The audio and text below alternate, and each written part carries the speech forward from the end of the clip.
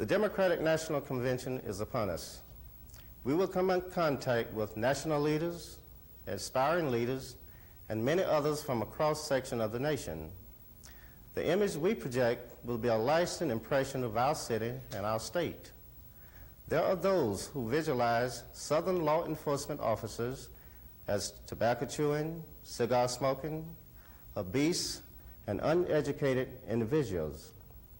It is up to us to impress upon the public who we really are and what we are about, professionals. As a professional law enforcement officer, we must relate to the community we serve. For us, community relations is the process by which we and the community work together to identify and resolve problems which may cause conflict. This interrelationship is called community relations. Community relations is not public relations. Public relations transmits information about the police to the public.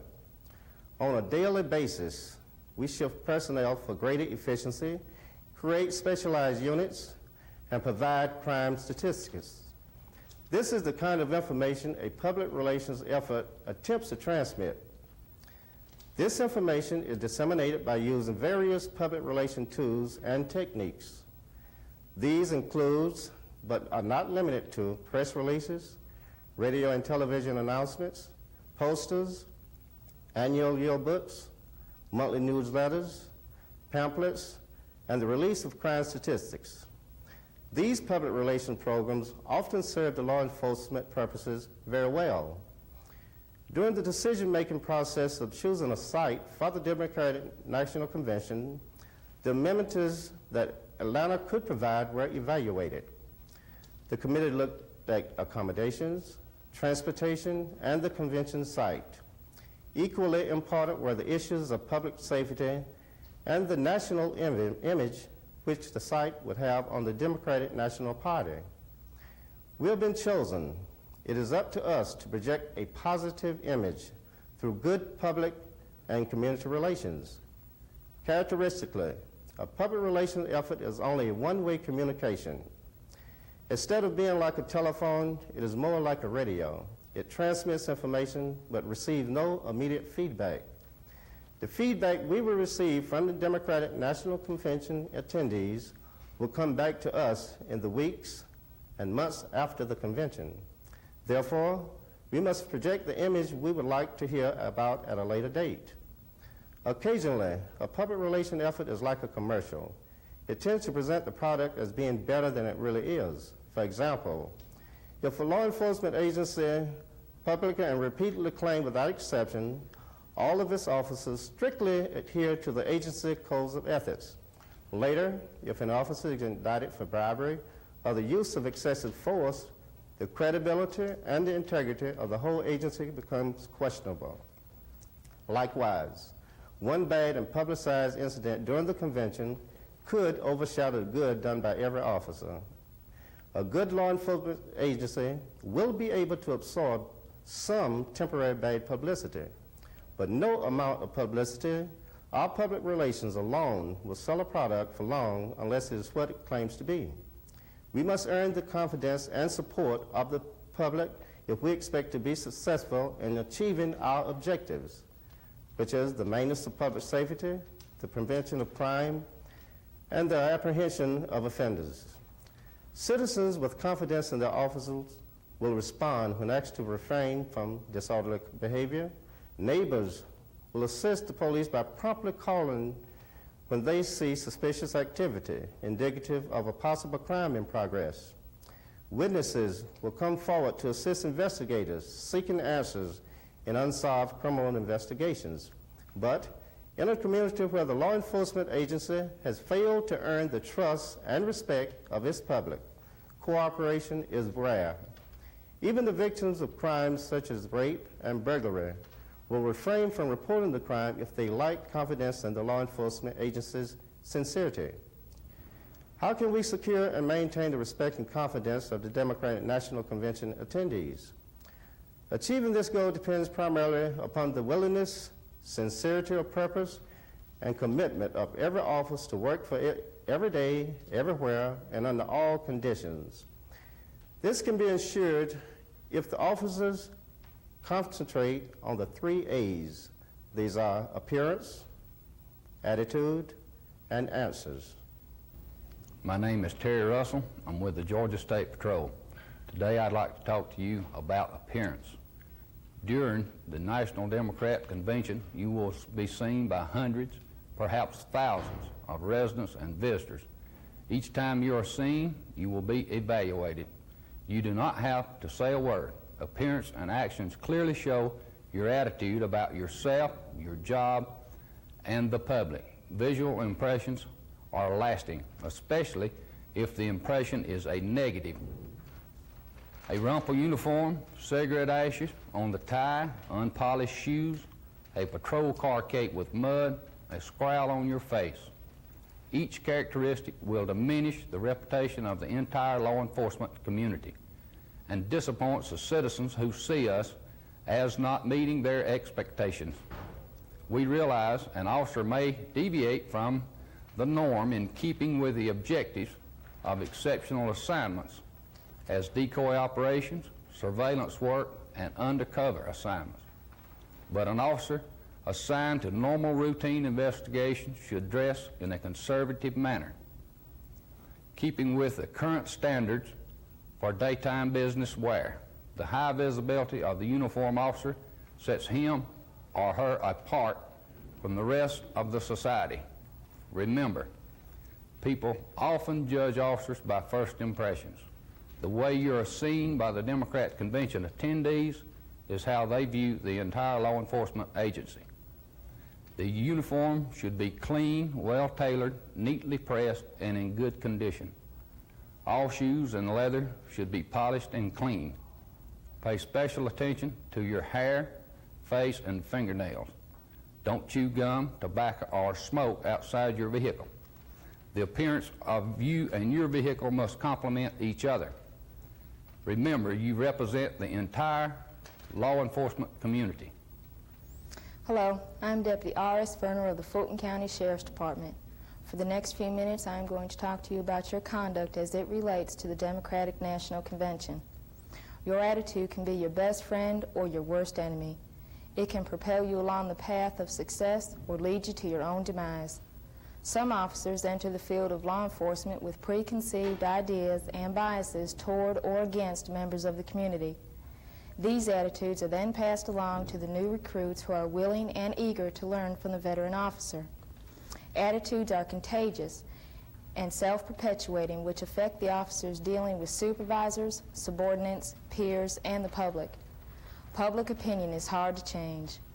While most citizens will tolerate an inconclusive investigation due to lack of evidence, few citizens will tolerate abusive behavior by the law enforcement officer, verbally or physically.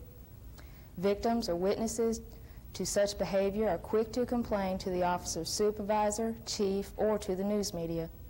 Isolated cases of misconduct are not associated with a specific officer, but are symbolic of the entire law enforcement community. In order to earn the respect of a citizen, you must consistently exercise professional courtesy and demonstrate respect for others. The motorist stopped for a license check may be hostile if he thinks he will be late for an appointment. A burglar arrested at the scene is probably not in the mood to exchange in polite conversation with you. In these and many other encounters with the public, you may be subjected to insulting language or behavior ranging from mild discourtesy to flagrant abuse. An officer should be prepared to sustain without retribution a reasonable amount of disrespectful conduct up to the point where the subject needs to be stopped, turned around in the behavior, or arrested. This point usually comes when the officer perceives a mounting public disturbance caused by the outburst or a potential for physical harm to himself or others at the scene at the hands of the abusive subject. As a last resort, you would be justified in making an arrest, but at no time will you be justified in using abusive language. To illustrate my point, take a look at the reenactments that follow.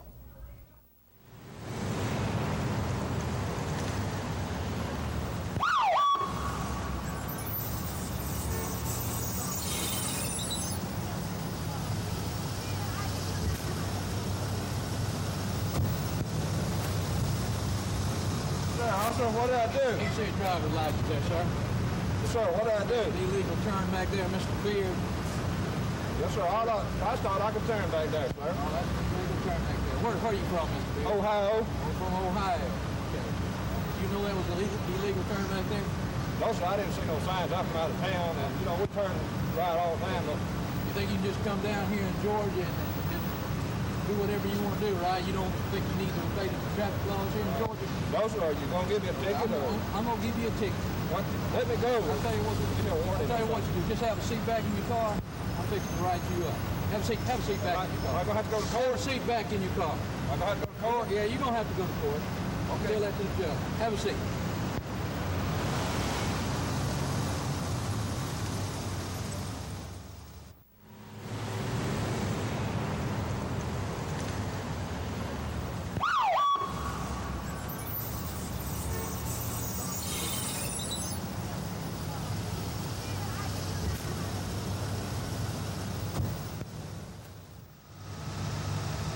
How you doing, officer? You can see your driver's license. Yes, sir. Mr. Beard, you made an illegal turn back here. Down here at the corner. Yes, sir. There's no right-hand turns. I didn't see no sign, officer. I'm from Ohio, and I didn't see no sign. Okay, there's a sign up there. I realize. Are you down here for the convention, Mr. Yes, sir, Beard? down here. Well, I realize you're not familiar with our city, and you may not have been aware that there was a no turn sign there. Mr. Beard, what I'm going to do, I'm just going to give you a warning. And I want you to have a good stay here while you're in Atlanta. Okay. All right. Appreciate it, officer. Have a good day. Have a good day.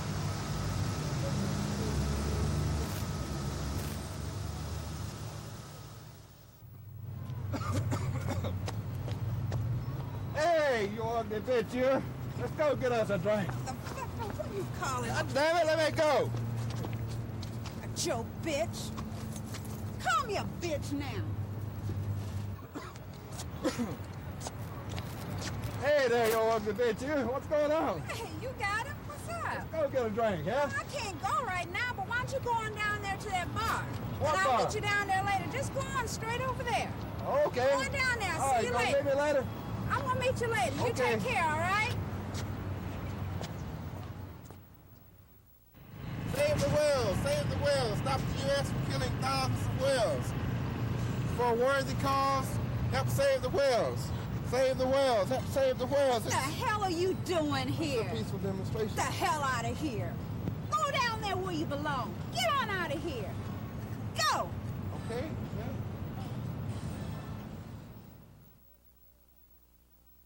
Save the whales! Help save the whales!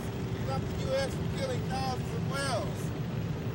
Very worthy cause. Help save the whales. Sir, I'm sorry, but there is a designated area for you to demonstrate in. You'll need to go down to Peachtree in Marietta, make a right, and go down by the Omni. That's where the demonstration is being held.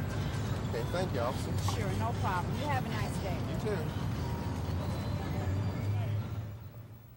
Hello, I'm Corporal Shirley Williams with Fulton County Police Department. We have covered appearances and attitudes, and now we'll look at answers. How you provide information, guidance, advice, and assistance to the Democratic National Convention attendees adds to their impression of what law enforcement is all about and affects their estimation of the capabilities of the agent as a whole, good or bad. That estimation is hard to change. Every person coming to you for help is seeking satisfaction. If a citizen asks you how to collect for damages to its uninsured property from a person who inflicted the damage, and you reply, "That's a civil matter. We do not handle that," you have answered the question, but failed to satisfy the need for information. You should have suggested some alternate agent for the person to contact. Some of you are not familiar with the downtown convention area of Atlanta. If you are asked for directions and you do not know, do not just respond, "I don't know," and walk away. You may advise the citizen you do not know, but you will make every effort to get the information requested. You can do this by seeking assistance from radio or other officers who are familiar with the area. In too many instances, the officer responds to a legitimate call for assistance from a citizen goes only as far as the officer's knowledge, which is often regrettably insufficient. That's not my job. It's not a valid reason to end one's interest or obligation in providing assistance. The public view of the scope of an officer's job is wider than most officers realize. The case where there is no particular agency on call and ready to respond, the police must answer the need, if only temporary, then place the citizen in the care of the proper person or agency. The officer who does not know where to go or who to call must pursue the matter. Now, I'd like for you to take a look at the next 3 scenarios. Officer, What is it, lady? please help me. My husband was supposed to meet me here at 9 o'clock this morning. He's not here. He was supposed to meet me in front of that building over there, and something has got to have happened to him because he would have been here by now, I'm sure. Well, what time were you supposed to meet him? At 9 o'clock. Well, what yeah. time is it now? It's about 10 minutes after 9. Well, he's only 10 minutes late, lady. But he wouldn't leave me waiting here. We're in a strange place, and I'm sure something has happened to him. I'm sorry, lady. Lady, I've got all these people that I'm responsible for.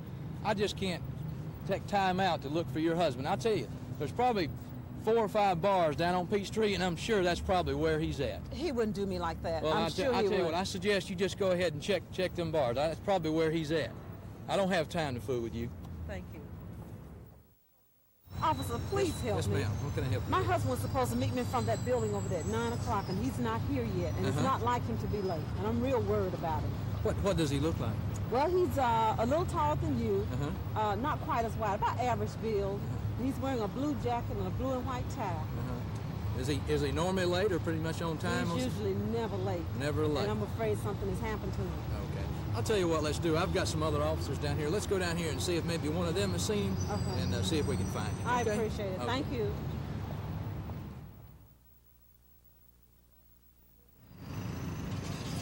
Excuse me, officer. Can you tell me how to get to the Omni? We're in town for the convention here, and my family and I, we're lost. We don't know anything about Atlanta.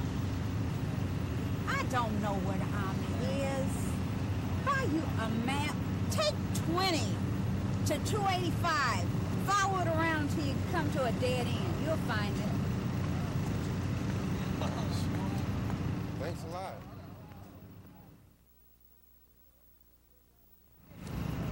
Hey, excuse me, officer. Can you tell me how to get to the Omni Hotel? We're in town for the convention, and my family and I, we don't know anything about Atlanta. Okay, I can help you out a little bit here. Why don't we walk over here to Peachtree at Marietta, and I'll point you in the right direction. Okay? Appreciate it. No problem.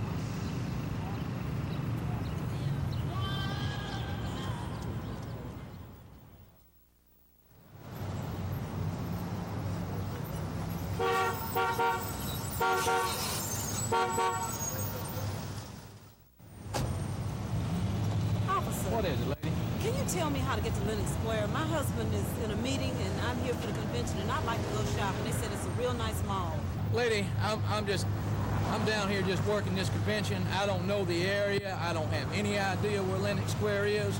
I suggest you probably stop one of these taxi cab drivers and ask him for directions. I have no idea where Lenox Square is. And besides that, don't you ever blow your horn at me again.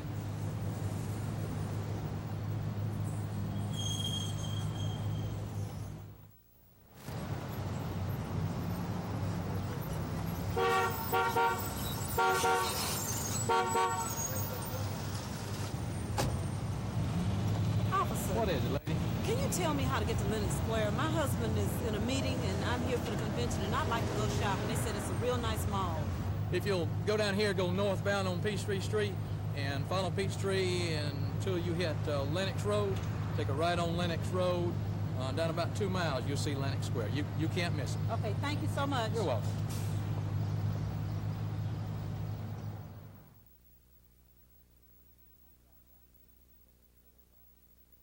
I'm John Bankhead, Public Affairs Officer for the Georgia Bureau of Investigation. My topic will be the relationship between the media and law enforcement during the Democratic National Convention. The convention will be a major media event covered daily by local, state, and national media.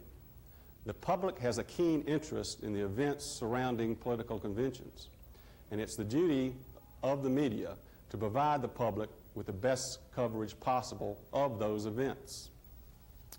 Relationships between the media and law enforcement occasionally have been damaged by the actions of a few from each profession. Some perceive this relationship as being antagonistic. Fortunately, this is not true for the most part. Very little conflict exists between the media and law enforcement on a day-to-day basis. Many officers can cite instances when a reporter, photographer, or TV cameraman interfered with a police function. Unfortunately, we sometimes forget those times when the media perform properly and are helpful during a police action.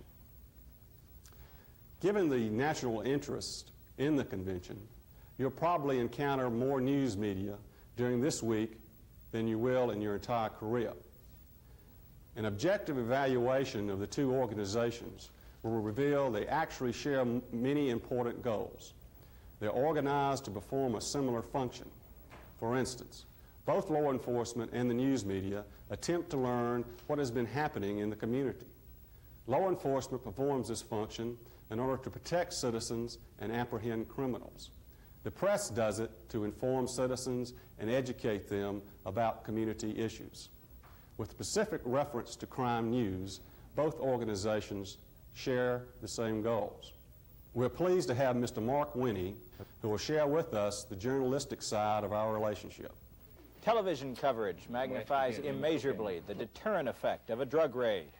A TV helicopter swoops in to help police rescue a hostage. A newspaper reporter and photographer help rescue a kidnap victim.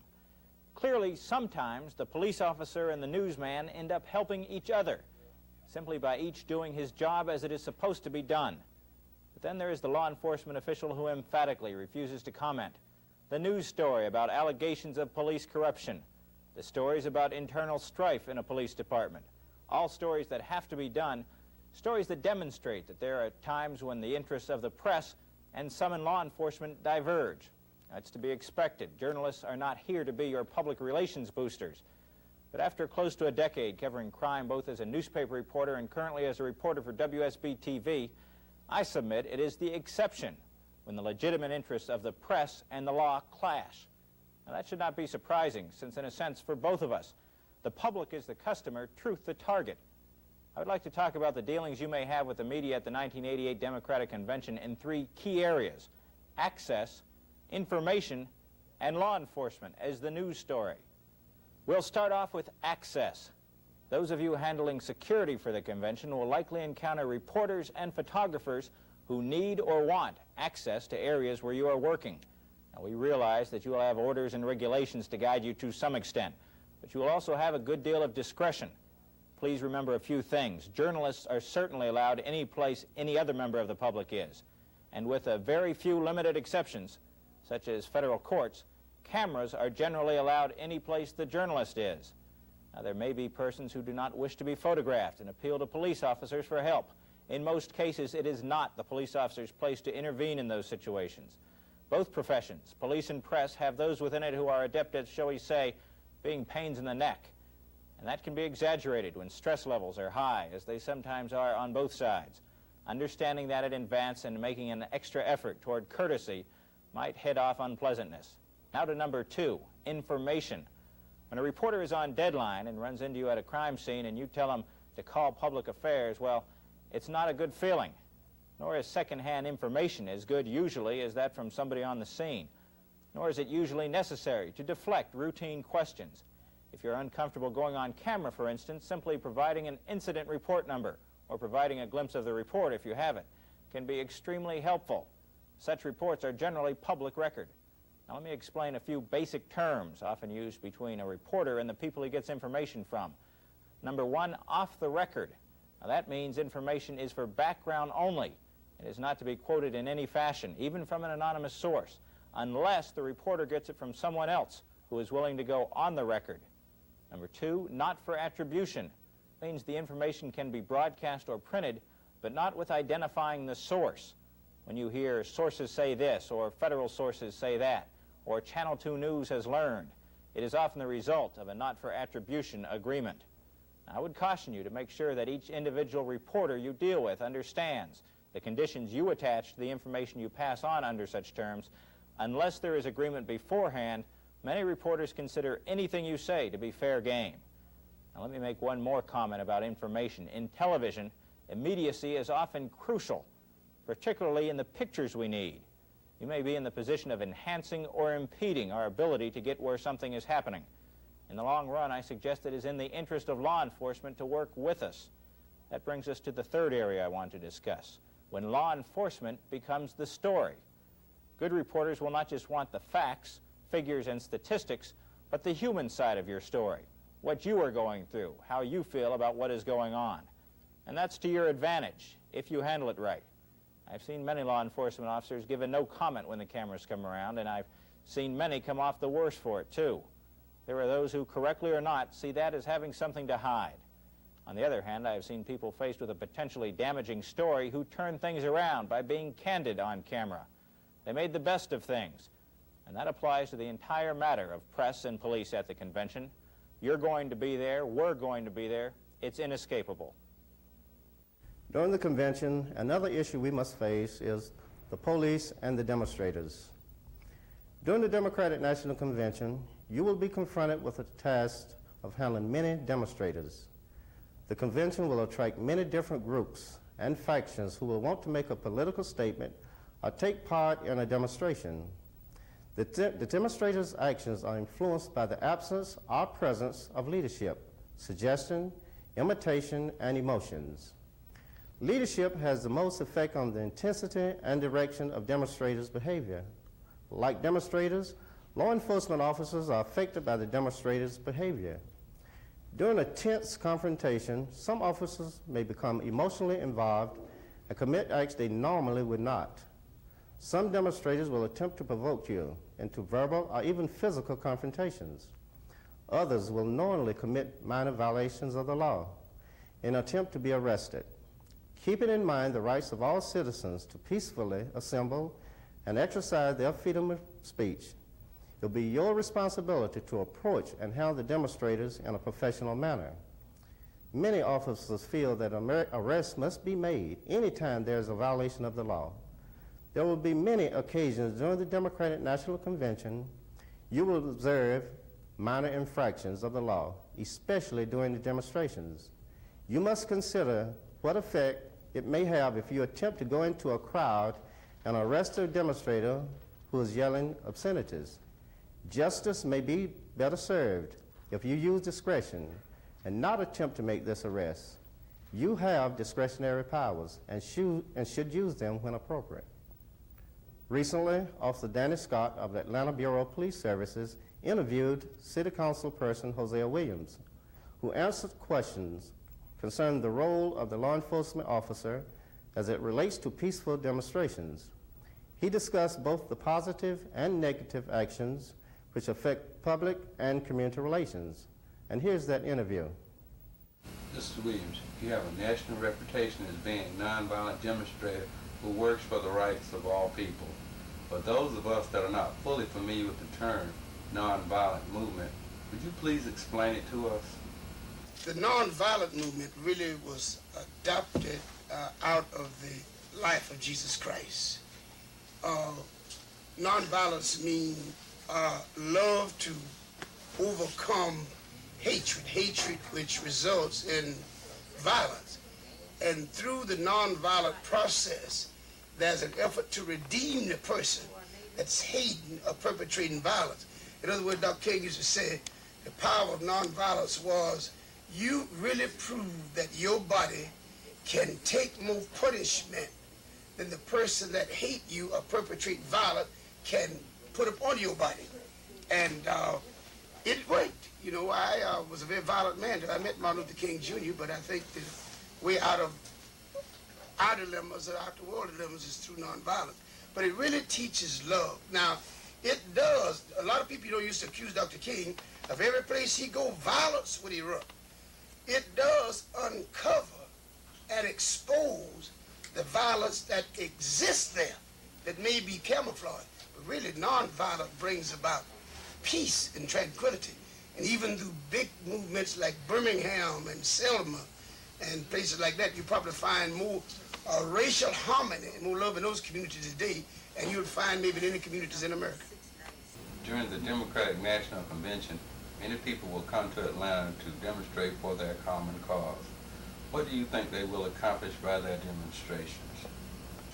Really, the nonviolent demonstrations at the convention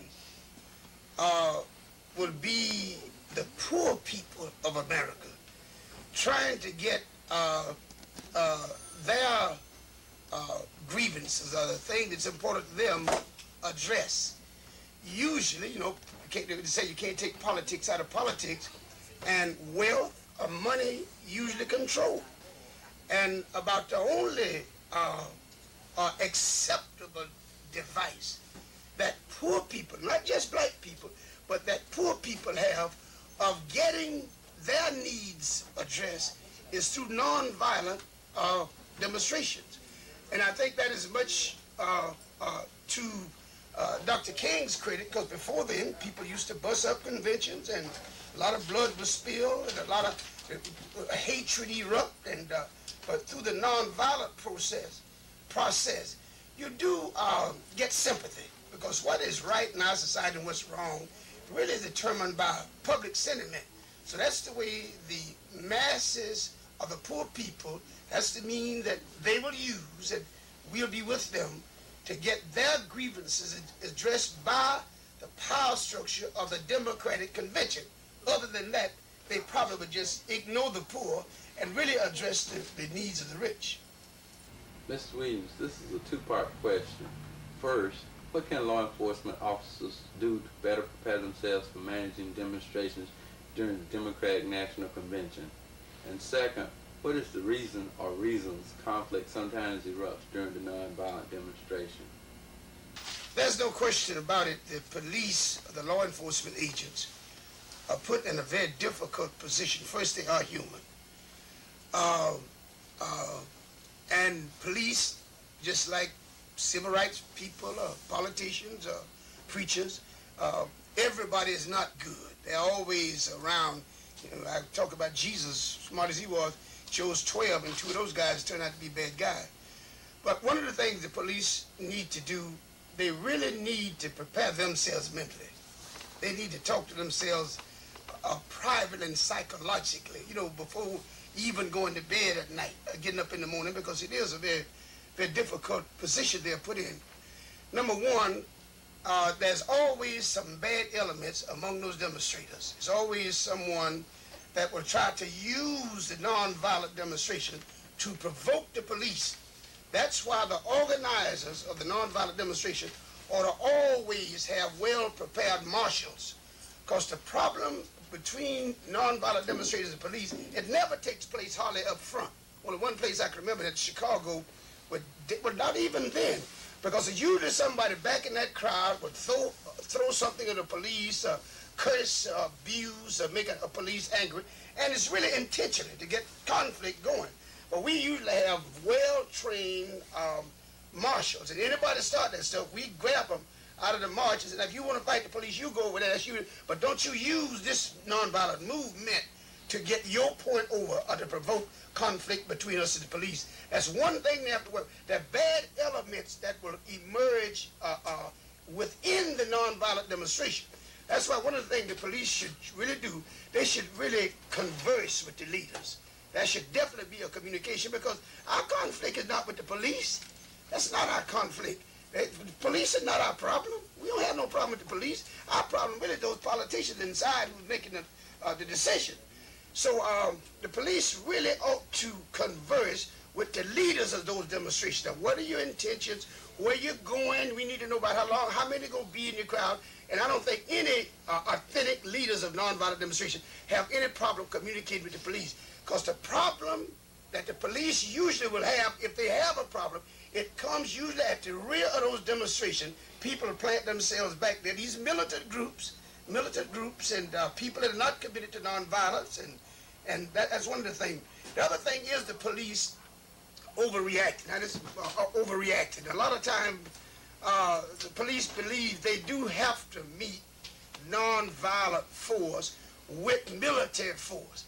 And I don't know in our demonstrations a time that has ever been necessary, because we have never fought back, although I've been beaten severely many times, and it was because the police overreact, and that creates a very dangerous situation, because I have taken a beating because nonviolence is very hard to, it's hard to stand up there and take a beating. And most people are not committed to nonviolence as a philosophy.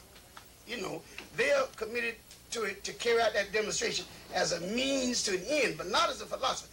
So a lot of people back in that line, they are afraid too. And I know police have fear, and these people have fear. And once the police overreact and sees I'm beating up a guy like me, and if I'm ignorant enough to retaliate in the police, that just unleashes the wishes of all of these people back here who does not understand the philosophy of nonviolence. And I think police ought to be very careful and overreactive. I know they have to do their job. And they ought to watch for troublemakers in that crowd. And I think a lot of time it would be good if you see a troublemaker, Jose, there's somebody back there angering the police, throwing a brick up. And I always get very upset with particular men who will use women and children in a nonviolent movement and hide behind them, because you find most of the time those guys who will start trouble with the police, they disappear, so this conflict comes. My final question, Mr. Williams. If you had one thing to say to the law enforcement officers that will serve during the Democratic National Convention, what would that be?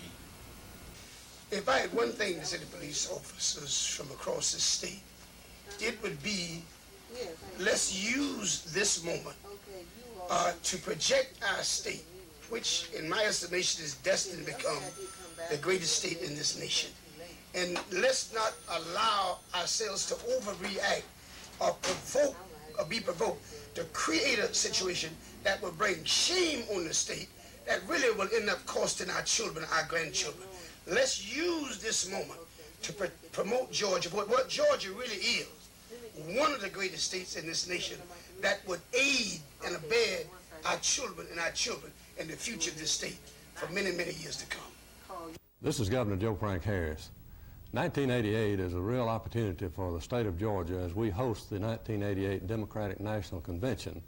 This is a chance for Georgia to showcase our state to not only the states of the United States, but showcase Georgia to the nation.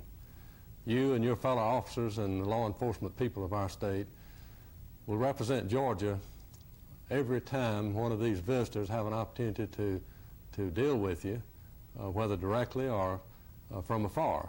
And certainly you're in a very responsible position. Every day you'll be tested. Every day you'll receive an additional challenge. But you've accepted those challenges in the past, and I know that you're going to accept those challenges in the future. Your actions and your demeanor will represent the state of Georgia, and certainly we hope that you're going to work very hard to see that your actions are certainly in the best interest of our state. You convey an image. We're very proud of the image that Georgia has conveyed in the past, and I know that the image that you convey in the future is going to be one that we can be proud of. You're all professionals, and we certainly realize that you take risk every day, and many times the risks that you take are less than appreciated by a lot of people. But I want you to know that as your governor, I appreciate those risks. I appreciate the job that all of our law enforcement officials continue to do on a daily basis, and the safety that you provide for our Georgia citizens, and the safety that you provide for the people that come to our state, whether conventions, visitors, or just passing through Georgia.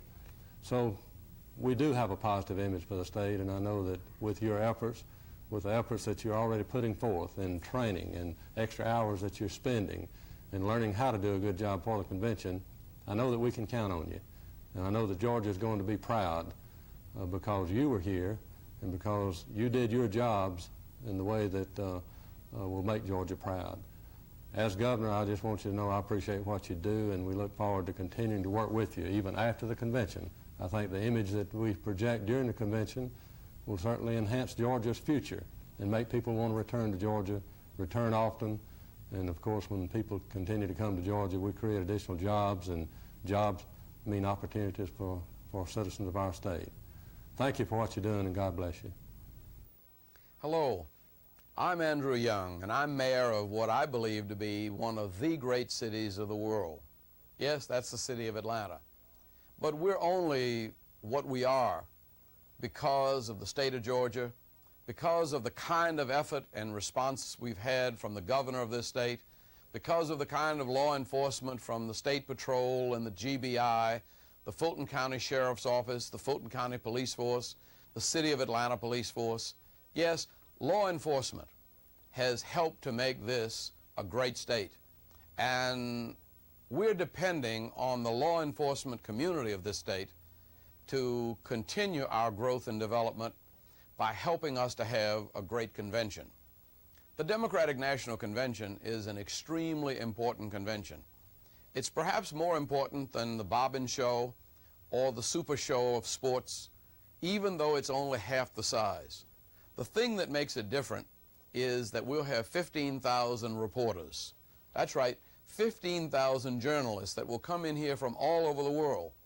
And what they say and what they see is going to determine what people think about our state and our city. I hope that you will treat everybody, whether it's a delegate or a demonstrator, with the same kind of respect for their human rights and their American citizenship that you would want to be treated, or that you would want people to treat your mothers, your sisters, your brothers, your sons. For we are one family in America, regardless of the color of our skin, regardless of our station in life. And because Atlanta has been able to stand for that, we are one of the great cities in the world. Your future, your children's future, your raises and your pension benefits are tied to the success of this city. And the success of this city and this state is tied to the success of this convention. Let's do it like we do everything in Georgia. Let's do it as one big, aggressive, competitive, but happy and productive family. Let's be a winning team, and let's make sure that the winnings of this convention are shared with all of the citizens all over our state. Thank you very much, and God bless you. We appreciate your support. Realizing the importance of public relations, you expect to project your positive attitudes and professionalism as career officers. Remember, the feedback we receive after the convention, positive or negative, will depend on you. Let's make it positive.